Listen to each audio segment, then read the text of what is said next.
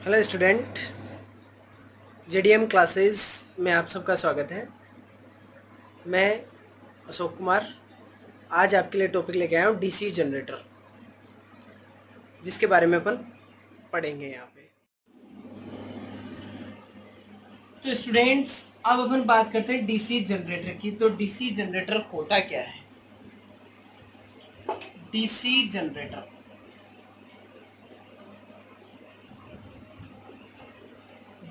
Generator एक electro mechanical device है।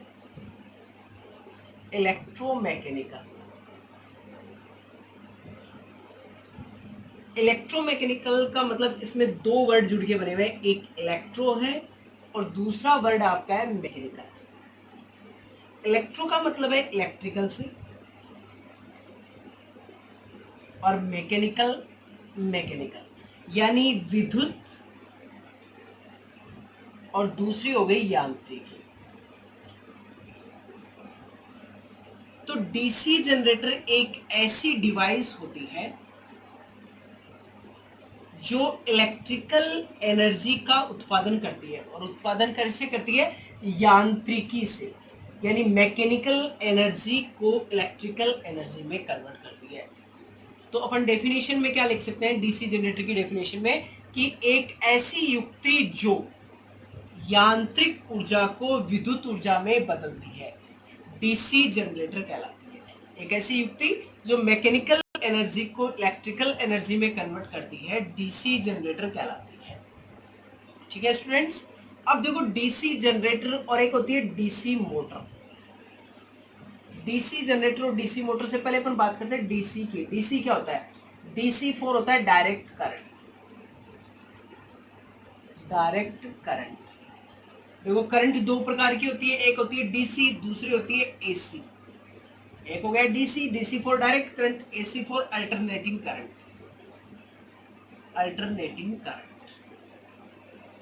प्रत्यावर्ती धारा। अपने घरों में जो नॉर्मली आती है सप्लाई जो आती है वो कौन सी आती है? एसी आती है, अल्टरनेटिंग करंट आती है। और अपन जैसे बैटरी वगैरह यूज लेते हैं, सोलर पैनल वगैरह यूज लेते हैं, तो वहां पे कौन सी होती है? डीसी होती है। एक्चुअली में क्या होता है कि एसी जो जनरेशन होता है वो हमेशा एसी में होता है, लेकिन एसी को अपन स्टोर नहीं कर सकते, और स्टोर नहीं कर सकते इसलिए अपन कौन सी इसको स्टोर करने के लिए अपन किस रूप में कन्वर्ट करते हैं?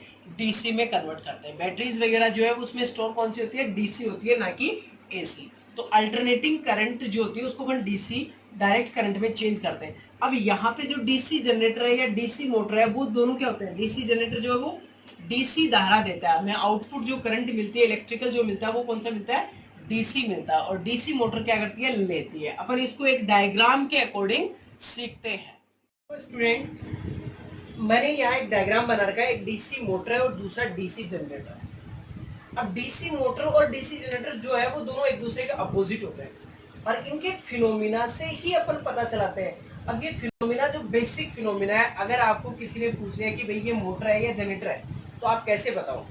तो मैंने देखो ये बस बार बना रखी है, सप्लाई बना रखी है, 220 वोल्ट की है, ये भी 220 वोल्ट की है, बस बार बना रखी है। बस बार से मैंने दो डीसी मशीन जोड़ रखी है, एक में डीसी मोटर जोड़ रखी है और दूसरे में डीसी जनरेटर जोड़ रखा है। अब अगर मशीन जो है वो सप्लाई ले रही है, बस बार से अगर सप्लाई ले रही है, तो वो क्या कहलाती है? DC motor. देखो 220 वोल्टेज और ये 215 वोल्ट है, तो 220 से 215 की तरफ क्या होती है? सप्लाई क्या होती है? उच्च वोल्ट से निम्न वोल्ट की तरफ प्रवाहित होती है। तो जब अगर अपन सप्लाई ले रही है या अपनी जो मशीन है वो सप्लाई ले रही है, इसका मतलब वो मोटर है। और यहाँ पे देखो ये 240 वोल्ट है और ये सप्लाई दे रहा है। अगर सप्लाई दे रहा है तो जनरेटर है, और अगर सप्लाई ले रहा है तो क्या है? मोटर है। तो बस बार से कनेक्टेड है दोनों। लेकिन आपको जनरली ये देख के बताना है कि अगर आप बस बार को सप्लाई दे रहे हो तो वो क्या होगा? जनरेटर होगा, और अगर आप बस बार से सप्लाई ले रहे हो तो वो क्या होगा? डीसी मोटर होगा। ठीक है, अब अपन इसके डीसी जनरेटर के प्रिंसिपल को पढ़ेंगे, तो उसका डायग्राम बना के मैं बताता हूँ कि डीसी जनरेटर का प्रिंसिपल जो है उससे पहले उसकी स्ट्रक्चर कैसे होती है। तो यहाँ अपने पास चुंबकीय फ्लक्स उत्पन्न हो जाता है, और ये चुंबकीय फ्लक्स जो है वो निरंतर रूप से बदलता रहेगा। जैसे एक स्थिति ऐसी आएगी कि ये 0 डिग्री के एंगल पे है, बिल्कुल आर्मेचर जो है वो एन और एस के बिल्कुल सिद्ध में है, बिल्कुल सपाट है। उस स्थिति में सारी की सारी चुंबकीय बल रेखाएं चली जाएंगी, और फिर ये जब घूमेगा 90 डिग्री के कोण पे आएगा, तो इन सारी की सारी चुंबकीय रेखाओं को काट लेगा, फिर वापस 180 पे जाएगा तो वही स्थिति आ जाएगी, 0 हो जाएगा, और फिर वापस 270 पर जब ये घूमेगा तो सबकी सब बल रेखाओं को काट देगा। तो इसके कारण चुंबकीय फ्लक्स निरंतर रूप से बदलता रहेगा, और चुंबकीय फ्लक्स में परिवर्तन के कारण विद्युत वाहक बल उत्पन्न होता है। इलेक्ट्रोमोटिव फोर्स जो जनरेटर में उत्पन्न होता है वो किसके कारण होता है? चुंबकीय फ्लक्स में परिवर्तन के कारण उत्पन्न होता है। तो अपने पास जो विद्युत वाहक बल के लिए फॉर्मूला बनता है, वो विद्युत वाहक बल के लिए फॉर्मूला क्या बन जाता है? Capital E proportional d phi बटा dt, और यहाँ पे फाई जो है वो क्या हो गया? फ्लक्स हो गया, चुंबकीय फ्लक्स। तो फाई ई प्रोपोर्शनल क्या हो गया? डी फाई अपॉन dt, और फाई के लिए फॉर्मूला क्या बनता है? Phi is equal to B A, जहां बी तो चुंबकीय क्षेत्र हो गया और ए क्या हो गया? वहां पे उसका एरिया। ठीक है, तो ये अपने पास ई प्रोपोर्शनल, और फिर जब प्रोपोर्शनल के साइन को हटाते हैं तो यहाँ वैल्यू आ जाती है माइनस का N d phi by d t. एन तो क्या हो गया? काटे गए चक्रों की संख्या, और ये माइनस का क्यों हो गया? क्योंकि विद्युत वाहक बल जो है वो फ्लक्स परिवर्तन के विपरीत दिशा में उत्पन्न होता है, विरोध करता है, इसलिए ये क्या हो गया? माइनस का हो गया। तो E proportional d phi by d t से अपने पास फॉर्मूला क्या हो गया? माइनस का N d phi by d t. तो ये अपने पास उत्पन्न होने वाला विद्युत वाहक बल हो गया। अब देखो, आर्मेचर से जो उत्पन्न होता है ना, वो होती है एसी करंट, जबकि डीसी की आउटपुट जो आती है वो डीसी आती है, डीसी जनरेटर की। तो ये एसी करंट को डीसी करंट में कौन चेंज करता है? तो उसके लिए यहाँ आर्मेचर के साथ में कोम्यूटेटर जुड़ा होता है, कोम्यूटेटर। और कोम्यूटेटर का कार्य क्या होता है? इसको एक दिशीय बना देता है और एसी जो है उसको डीसी में कन्वर्ट कर देता है। कोम्यूटेटर के बाद में जो सप्लाई है वो ब्रशेस पे जाएगी, यहाँ बुर्स लगी होती हैं। अब ये बुर्स जो होती हैं वो कार्बन की भी हो सकती हैं, ग्रेफाइट की हो सकती है, और अगर बड़ा जनरेटर है तो वहां पे तांबे की भी हो सकती है। इन बुर्सों के द्वारा सप्लाई लोड पर चली जाती है, यानी जहां आपने को यूज लेनी है। अब देखो, एक तो विद्युत वाहक बल के लिए अपने पास ये वाला फॉर्मूला बनता है, और एक और फॉर्मूला अपन यहाँ निकालेंगे विद्युत वाहक बल के लिए। मैंने जब आपको कहा था कि आर्मेचर के घूमने के कारण चुंबकीय फ्लक्स में परिवर्तन होता है, तो वहां से भी अपने पास एक फॉर्मूला बनता है, और वो फॉर्मूला अपने पास बनता है E is equal to B L V sine theta. E is equal to B L V sine theta. E उत्पन्न होने वाला विद्युत वाहक बल, उत्पन्न विद्युत वाहक बल। B हो गया अपने पास चुंबकीय क्षेत्र, L अपने पास आर्मेचर की लंबाई है, और V जो है वो घूर्णन की चाल, और थीटा जो है वो कोणीय स्थिति। अब देखो, अभी मैंने आपको बताया था कि 0 डिग्री के कोण पर जो है वो स्थिति अपने पास क्या हो जाती है कि उत्पन्न होने वाले विद्युत वाहक बल का मान 0 हो जाता है, 90 डिग्री पर अपने पास अधिकतम हो जाता है। तो कैसे होता है? देखो, साइन 0 का मान 0 होता है और साइन 90 का मान 1 होता है। तो जब मैं E में 0 पुट करूंगा तो BLV मल्टीप्लाई 0 हो गया, 0 हो गया, यानी जब 0 डिग्री का कोण था तो उत्पन्न विद्युत वाहक बल का मान क्या हो गया? 0, क्योंकि चुंबकीय फ्लक्स में कोई परिवर्तन नहीं होगा, उत्पन्न ही नहीं होगा चुंबकीय फ्लक्स, सारी की सारी चुंबकीय रेखाएं जो है N से S तक पहुंच जाएगी। लेकिन 90 डिग्री पर जब सारी की सारी कट जाएंगी तो अपने पास E का मान मैक्सिमम आ जाएगा, E is equal to BLV बन जाएगा। ठीक है, तो ये अपने पास अधिकतम की स्थिति आ जाती है। 270 डिग्री की कंडीशन में क्या होता है कि धुएं पलट जाते हैं, N जो है वो S की तरह बिहेव करता है और S जो है वो N की तरह बिहेव करता है। तो जो 270 है वो वापस 90 की तरह बन जाता है, और वापस वहां से E इज इक्वल टू के पास क्या आता है? BLV आ जाता है।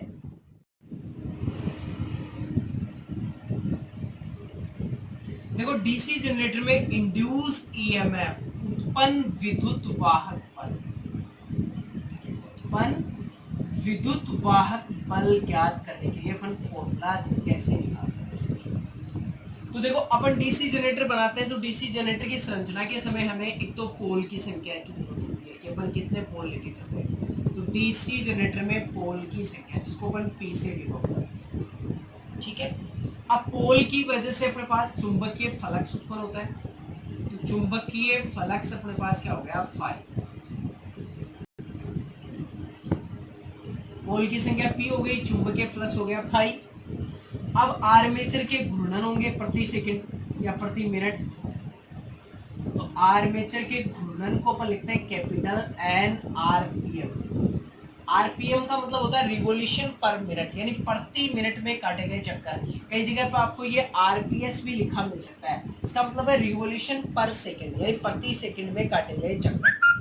अब मैं आपको ये अपन जब न्यूमेरिकल्स करेंगे तब मैं आपको ये चीज बताऊंगा कि कई जगह अपन एन आरपीएम में रखते हैं, कई जगह आरपीएस में रखते हैं, तो उसकी वजह से फॉर्मूले में क्या चेंज होता है। इसके अलावा अपने पास होते हैं कंडक्टर, चालकों की संख्या, यानी कितने चालकों से अपना जनरेटर बना है, तो चालकों की संख्या को अपन लिखते हैं कैपिटल Z। और इन सब के कारण अपने पास विद्युत वाहकबल उत्पन्न होता है। एक होता है अपने पास समांतर पथों की संख्या, समांतर पथों की संख्या, समांतर पथों की संख्या होती है ए, कैपिटल ए। तो इन सब से अपने पास जो उत्पन्न होने वाले विद्युत वाहकबल का फॉर्मूला बनता है वो बनता है E बराबर P फाई एन जेड बटा 60A, और इसका मात्रक होता है वोल्ट।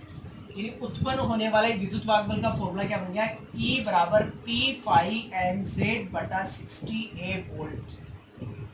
P पोल्स की संख्या, फाई चुंबकीय फ्लक्स, एन आर्मेचर की घूर्णन, वो भी आरपीएम में, आरपीएस में नहीं है। और इसको आरपीएस बनाने के लिए ही अपन यहाँ बट्टा 60 लिख रहे हैं। अगर मैं इसको आरपीएम में ले रहा हूं तो एन बटा 60 लिखूंगा, लेकिन अगर आरपीएस में ले रहा हूं तो इसको मैं 60 बटा में नहीं लिखूंगा।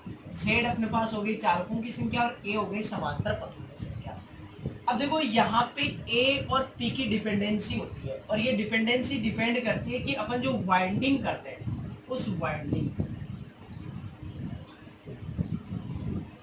डीसी जनरेटर की जो वाइंडिंग करते हैं उस वाइंडिंग पे डिपेंड करता है ए और पी, यानी पोल की संख्या और समांतर पथों की संख्या। अब वाइंडिंग जो है वो कितने प्रकार की होती है, अपन बात करें तो डीसी जनरेटर में अपन दो प्रकार की वाइंडिंग करते हैं। एक होती है लेप वाइंडिंग और दूसरी होती है वेव वाइंडिंग। लेप वाइंडिंग और दूसरी हो गई अपने पास वेव वाइंडिंग। देखो लेप वाइंडिंग अगर होती है उस स्थिति में P बराबर 1 होता है। लेप वाइंडिंग की कंडीशन में जितने पोल्स होते हैं उतने ही समांतर पथ होते हैं, और पोल्स और समांतर पथ बराबर होने के कारण विद्युत वाहकबल का फॉर्मूला क्या बन जाएगा, यानी एक जनरेटर को अपने लेप वाइंडिंग जनरेटर बनाया है तो लेप वाइंडिंग जनरेटर में E का मान क्या हो जाएगा, E बराबर फाई एन जेड बटा 60 वोल्ट। एक लेप वाइंडिंग डीसी जनरेटर में उत्पन्न होने वाले विद्युत वाहकबल का फॉर्मूला बनता है फाई एन जेड बटा 60 वोल्ट। और दूसरा अगर अपन वेव वाइंडिंग का बनाते हैं तो वेव वाइंडिंग वाले में क्या होता है, वेव वाइंडिंग में अपने पास जो A है उसका निश्चित मान होता है 2, यानी बुर्स की संख्या को डिपेंड करता है। तो वेव वाइंडिंग में अपन कह सकते हैं कि वेव की संख्या जो अपने पास बुर्स होते हैं उनकी संख्या क्या रहती है, हमेशा 2 रहती है, जबकि लेप में कितनी होती है बुर्स, जितने पोल होते हैं उतनी बुर्स होती है। तो वेव वाइंडिंग में एक की जगह 2 पुट कर दोगे और एक की जगह जब 2 पुट कर दोगे तो आपके पास विद्युत वाहकबल का फॉर्मूला क्या बन जाएगा, ई वेव बराबर P फाई एन जेड बटा 120 वोल्ट। अब देखो यहां से एक क्वेश्चन बनता है कि अगर हमें उच्च वोल्टता चाहिए तो डीसी जनरेटर में कौन सी वाइंडिंग करेंगे, और उच्च धारा चाहिए तो डीसी जनरेटर में कौन सी वाइंडिंग करेंगे। तो देखो दोनों फॉर्मूले आपके सामने पड़े हैं। ई वेव का फॉर्मूला बनाया है P फाई एन जेड बटा 120 और लेप का है फाई एन जेड बटा 60। तो दोनों फॉर्मूले से साफ साफ स्पष्ट हो रहा है कि यहां पर अपने पास वोल्टता का मान कम होता है, धारा का मान उच्च होता है, और यहाँ पे अपने पास वोल्टता का मान उच्च होता है, धारा का मान कम होता है। ठीक है, यानी लेप वाइंडिंग डीसी जनरेटर के लिए वोल्टता कम और उच्च धारा होती है, जबकि वेव वाइंडिंग डीसी जनरेटर के लिए उच्च वोल्टता निम्न धारा होती है। ठीक है, तो अगर आपको पूछा जाए कि जनरली आपको घर में सप्लाई देनी है तो कौन सी वाइंडिंग का जनरेटर लाना चाहिए, तो घर में सप्लाई के लिए हमें वोल्टेज ज्यादा चाहिए, और वोल्टेज ज्यादा चाहिए इसलिए हमें वेव वाइंडिंग डीसी जनरेटर लाना चाहिए। और कोई अगर आपको पूछे कि भाई मैं तो बेल्डिंग मशीन चलाना चाहता हूँ और बेल्डिंग के लिए मेरे को जो जनरेटर लाना है उस जनरेटर में कौन सा होना चाहिए, तो बेल्डिंग वाले केस में क्या होती है, धारा उच्च होती है, इसलिए वहां पे हमें लेप वाइंडिंग डीसी जनरेटर का प्रयोग करना चाहिए। तो ये वाइंडिंग के बेसिस पे अपने पास दोनों प्रकार के जनरेटर में उत्पन्न होने वाले विद्युत वाहक बल का फॉर्मूला बनता है। अपन बात करते हैं डीसी जनरेटर के मुख्य पार्ट्स की, यानी डीसी जनरेटर के लिए अपने मुख्य पार्ट्स कौन सा अपन यूज में लेते हैं। तो सबसे पहले अपने पास आता है योक, उसके बाद में अपन बात करते हैं पोल सूकी, पोल हेड, आर्मेचर, कम्यूटेटर, फोर्स। ठीक है, इसके अलावा अगर अपन बात करें तो शाफ्ट के अलावा अपने पास डीसी जनरेटर के मुख्य भागों में अगर अपन बात करते हैं तो अपने पास जो आती है बेरिंग, वाइंडिंग्स, कुंडलन, ये डीसी जनरेटर के मुख्य पार्ट्स बनते हैं। यानी इन सारे जनरल पार्ट्स को जोड़कर एक डीसी जनरेटर का निर्माण किया जाता है। अगर ये सारे पार्ट्स जो है उनको अगर अपन एक साथ कर दें तो वो अपने पास किसका निर्माण कर देंगे, एक डीसी जनरेटर का निर्माण कर देंगे। और उस डीसी जनरेटर में अपन क्या करेंगे, यांत्रिक ऊर्जा जो है उसको विद्युत ऊर्जा में बदल देंगे। तो सबसे पहले अपन बात करें योग की। तो योग क्या होता है, योग जो होता है वो जनरेटर का सबसे एक्सटर्नल पार्ट होता है, सबसे बाहर का जो भाग होता है, जो लोहे का जो एक पातला बना होता है वो योग कहलाता है, जिसको जनरली कास्ट आयरन का बनाया जाता है। ये योग जो है वो क्या करता है, मैकेनिकल प्रोटेक्शन प्रोवाइड करवाता है, यानी यांत्रिक जो सुरक्षा है वो कौन प्रदान करता है, योग प्रदान करता है। यांत्रिक सुरक्षा का मतलब क्या हो गया कि जैसे आंधी आ गई, बारिश आ गई या किसी ने पत्थर मार दिया तो उन सब से ये अपने बाहरी भाग जो है उसको बचाता है। इसके अलावा योग में क्या होता है, कई बार रेजिडुअल मैग्नेटिज्म यानी अवशेष चुंबकत्व उत्पन्न हो जाता है, और उस अवशेष चुंबकत्व के कारण कुछ मात्रा में विद्युत वाहक बल जो है उसको डिक्रीज कर देता है या उसका विभव पतन ये कर देता है। पोल सू और पोल हेड ये जो है वो पोल के भाग है, ध्रुव के भाग है, यानी एन और एस जो अपन चुंबक लेके चल रहे हैं उसके भाग है।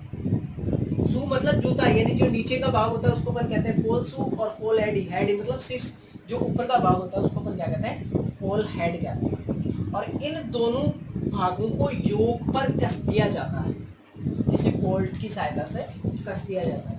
सबसे मोस्ट पार्ट जो डीसी जनरेटर का है वो है आर्मेचर।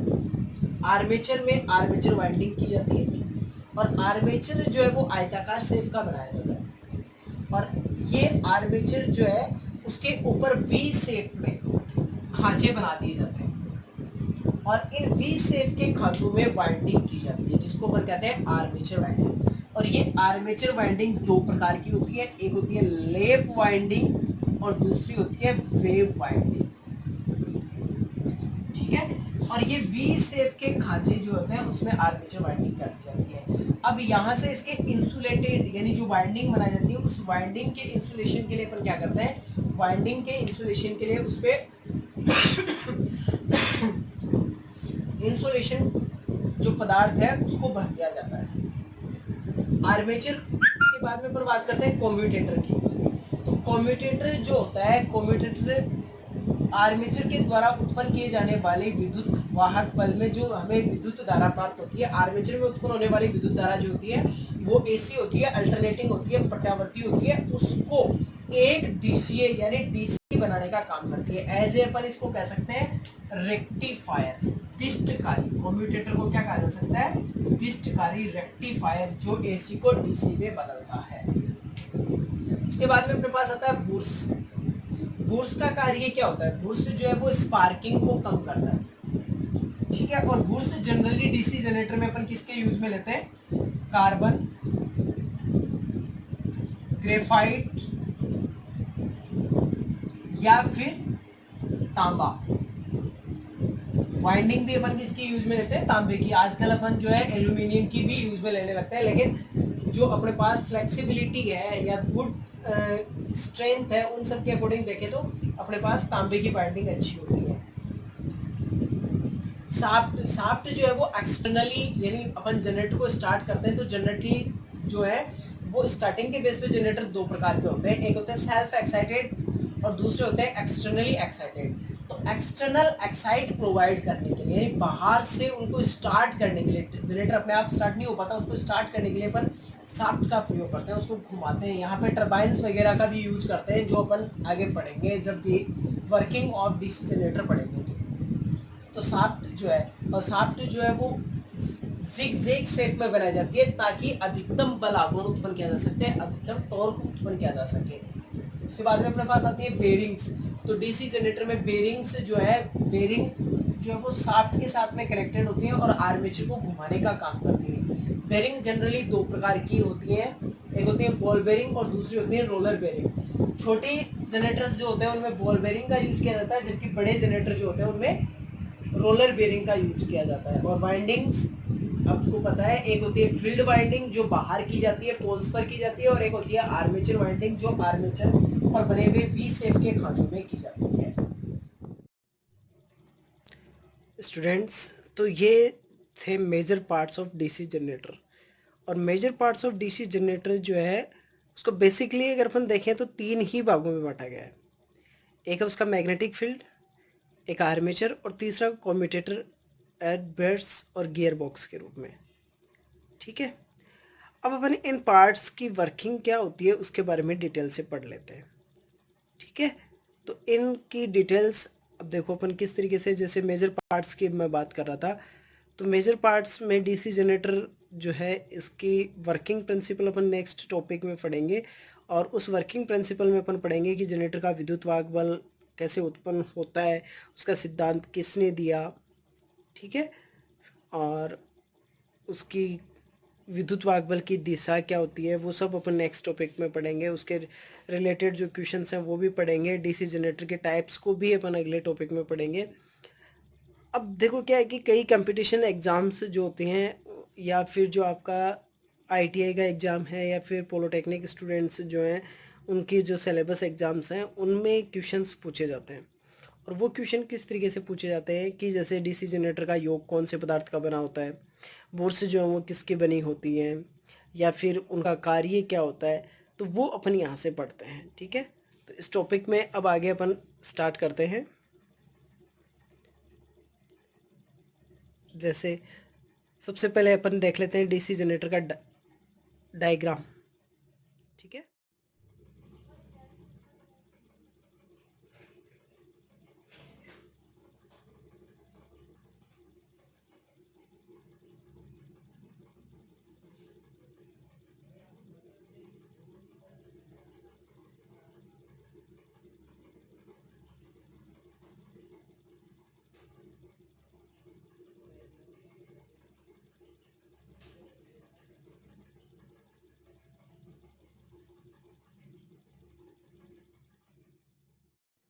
तो डायग्राम में अपन ने देखा 4 पोल डीसी जनरेटर।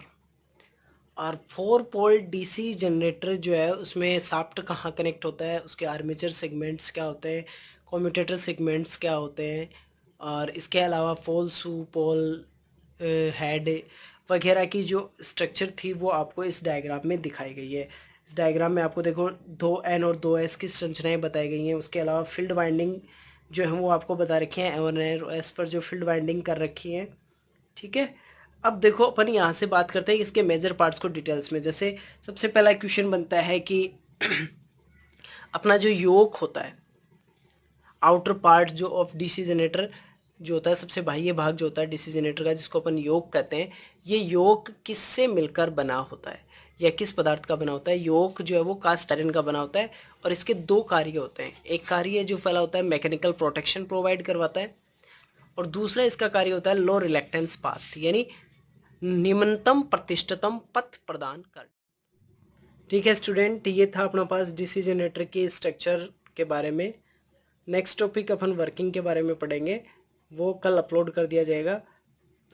तो चैनल को लाइक करें, शेयर करें और सब्सक्राइब करें। ज़्यादा से ज़्यादा सब्सक्राइब और शेयर करें ताकि आपके जो फ्रेंड्स हैं उन तक ये आप जो वीडियोस बनाए जा रहे हैं वो वीडियोस पहुंच पाएँ और वो भी इसका फ़ायदा उठा पाएँ। ठीक है, धन्यवाद। आपका दिन शुभ रहे।